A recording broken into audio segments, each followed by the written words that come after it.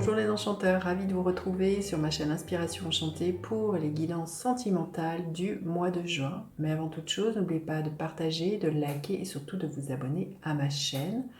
Si vous désirez une guidance personnalisée avec moi pour savoir où est-ce que vous en êtes au niveau sentimental, au niveau général, pour voir quelles sont les énergies qui vont vous accompagner, n'hésitez pas à faire appel à moi pour une guidance personnalisée.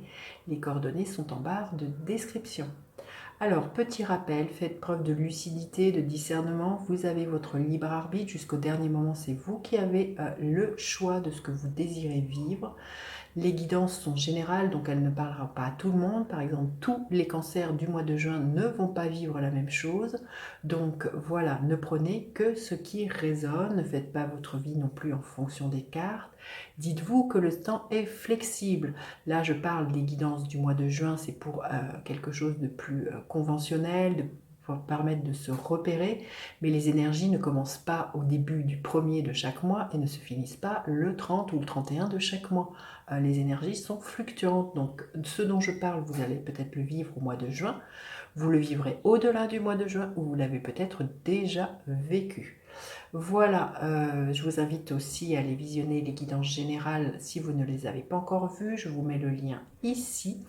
Et puis aussi, pour certaines personnes qui sont intéressées par les bijoux que je porte, dites-vous que si vous êtes intéressé, contactez-moi. Pareil, le lien est en barre de description. J'ai créé aussi une page Instagram où je montre ce que je propose comme bijoux.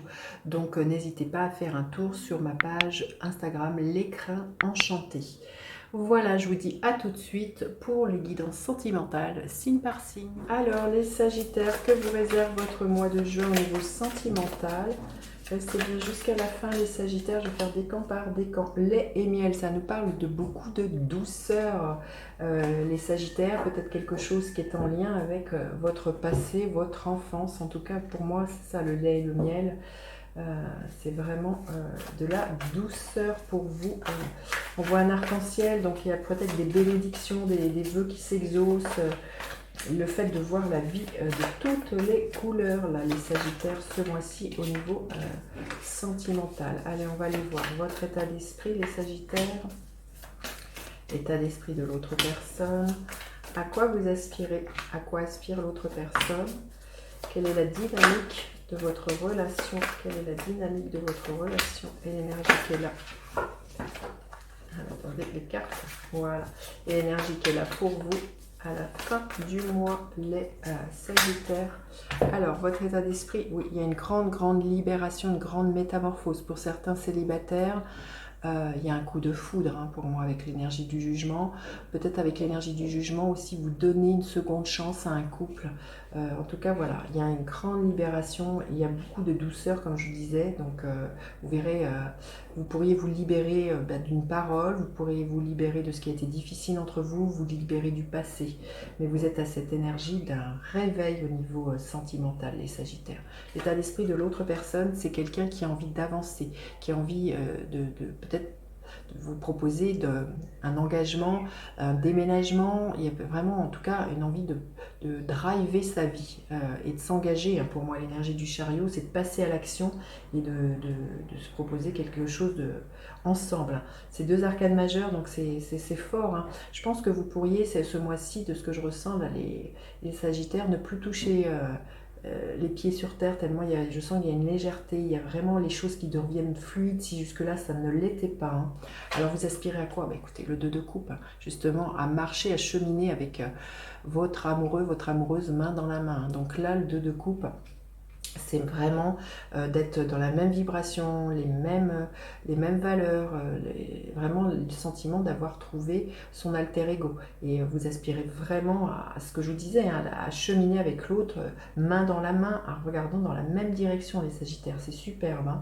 Alors, à quoi aspire l'autre personne? Justement, à cultiver votre jardin secret, à entretenir la relation, à poser des graines, à savoir que c'est petit à petit que l'on construit son nid et que l'on entretient une relation, là, les Sagittaires. Donc, l'autre personne, elle a à la fois envie d'avancer avec vous, mais elle sait que ça passe aussi par... Ça prend du temps, ça ne se fait pas en un seul jour. Donc là, on voit cette personne, elle aspire, voilà, peut-être à poser des actions très douces, très très bienveillante envers vous-même. Hein.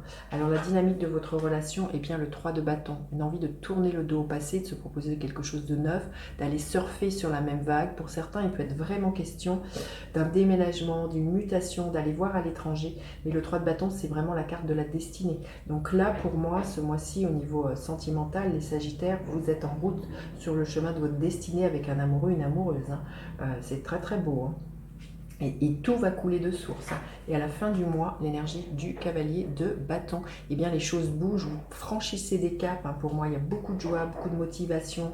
Il y a vraiment aussi entre vous, il y a quelque chose à la fois de très vibratoire avec ce 2 de coupe, mais avec ce cavalier de bâton, il y a quelque chose de très charnel, de très sensuel. Il y a vraiment une très très belle attraction, une très belle alchimie, les Sagittaires. Et vraiment...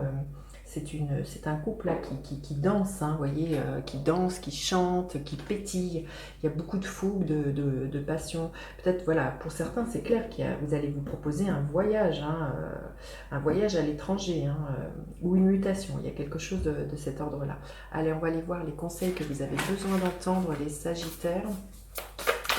Petit message supplémentaire pour les Sagittaires. Qu'est-ce qui est là pour les Sagittaires? Oui, il est vraiment question d'engagement. Hein, là, on le voit, hein, votre hôte, il est vraiment dans cette dynamique d'avancer. Il y a une promesse qui peut être faite justement et bien d'aller plus loin ensemble. Magnifique. Hein. Allez, un autre carte. Qu'est-ce qui est là? Beaucoup de grâce. Bah écoutez, voilà, vous allez être dans cet état-là. Hein, c'est la carte numéro 20. C'est la carte numéro 20. Il y a vraiment un profond réveil pour vous, les Sagittaires, ce mois-ci. Et qui va vraiment vous libérer. Et il y a vraiment une grande, grande douceur de ce que je ressens. Allez, le premier décan, il y a un équilibre qui est retrouvé. Il peut y avoir justement cet engagement, peut être un pax, un mariage, un engagement financier, un engagement matériel. Hein. En tout cas, j'ai envie de vous dire, là, ça va être que du pain béni. Le deuxième décan, vous vous libérez de vos peurs et vous prenez un nouvel envol. Le deuxième décan et le troisième décan. Le 5 d'épée, pour moi, vous faites tête à les disputes intérieures entre ce que votre tête vous dit et ce que votre cœur ressent. Vous ramenez beaucoup de douceur pour moi, vous pacifiez des choses, des disputes et vous vous proposez justement une nouvelle lune de miel. Voilà les Sagittaires. Ce que je pouvais vous dire, n'hésitez pas à partager, à faire appel à moi pour une guidance personnalisée. Je vous dis à bientôt pour d'autres guidances. Bye bye les enchanteurs.